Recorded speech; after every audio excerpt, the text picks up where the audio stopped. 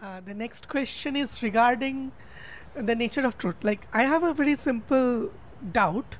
Like, when we take when we take any Shruti to be the source, here Agamas is also taken to be an authoritative source. So, when we discuss of something metaphysical, like the self, the nature of self, is it like the validity of that, is it determined through the text, or is it something beyond the text? Like, do we have Sabda Parokshavad as a very important pramana over here in Tantra? Or is it like we are going beyond just Shruti Pramana or the Agama as the only Pramana and bringing it to something beyond the text, and text just acts as a guideline? So this is a doubt I personally always have. Abhinavagupta tells us, Trisrota samidam jnanam shastrato gurutaha swata. So this knowledge, this jnana has three streams, three fountains, srotas, origins.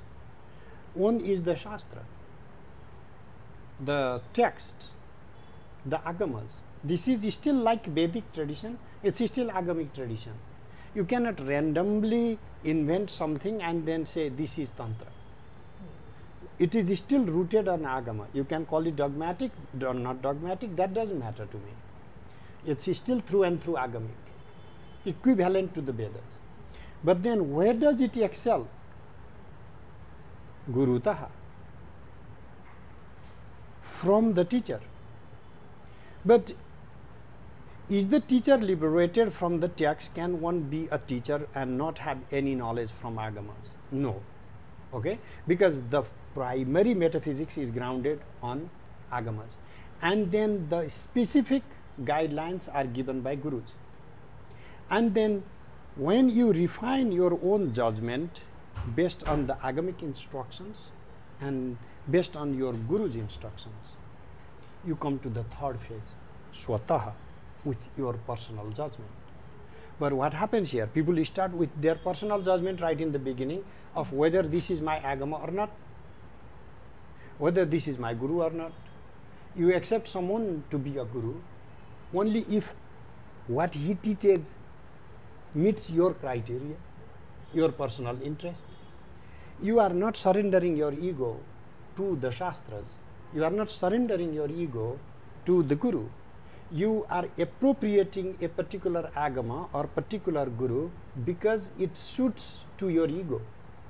Therefore, the Shastras are not saying start from Swata. You are not starting from yourself.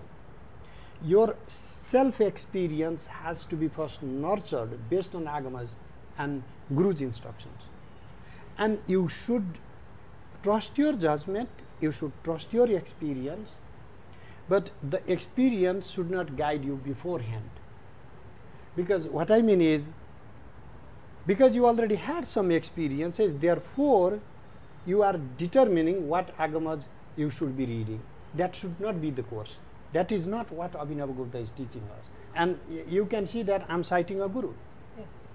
Abhinavagupta, I may not have met him personally, but the way the epigenetics works in human culture is I do not need to sit next to a person to be guided by him. You see? And even if I do not consider him the Guru, like in the directly physical sense, because I have also those Gurus who instructed me in a very physical, personal sense, still the Shastras, what he left behind is the Shastras, right?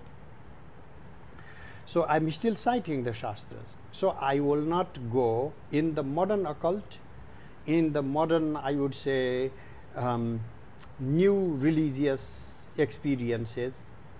People are pivoting everything based on their personal experience. And this comes from the understanding that I already have the absolute knowledge. And then just because something comes to your experience, therefore this is the truth. So meaning you are not willing to question your experience, meaning the fundamental validity of experience. I am not saying don't trust your experience. What I mean is experiences are manifold. If you allow yourself to experience something else, you will also experience something else. Therefore, you cannot say Everything has to be grounded on your personal experience. Question also your experience. Therefore, 3 pramana shastras: pratyaksha, the perception; anumana, inference; and agama, the testimony. Rather than which one is true, our approach should be, can I see it directly? Some things may not be perceptible, like gravity, for example. Can we confirm that through inference? And can we get some testimony, like some other people also coming to the same conclusion by means of analysis? You see? So therefore, even in scientific investigation, we have to apply multiple pramana system. You cannot be rigid on one single pramana, single testimony. So therefore, what I would assume is that we have to be mindful about this centrality of experience. At the end, what we are doing with sadhana too, we are also cultivating experience. If I say you should doubt on your experience, then why should I not doubt those experiences? Why should the yogis not doubt their experience? Valid point. But these experiences are built in this course of tarka, rational investigation, not based on some simply somatic situations. What is the experience? We can give you any experience by certain chemical reaction to your body. We can induce some DMT on you and we'll give you amazing experiences. How can you say the psychedelic experiences are not liberating experiences? As far as the experiences are concerned, they are also amazing. Read the reports.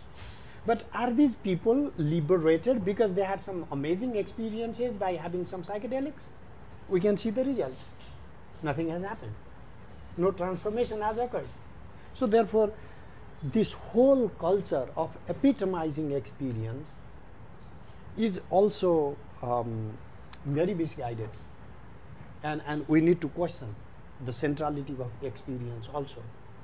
Just like we should question the centrality of the text, therefore we have to apply multiple pramanas to come to the same single conclusion.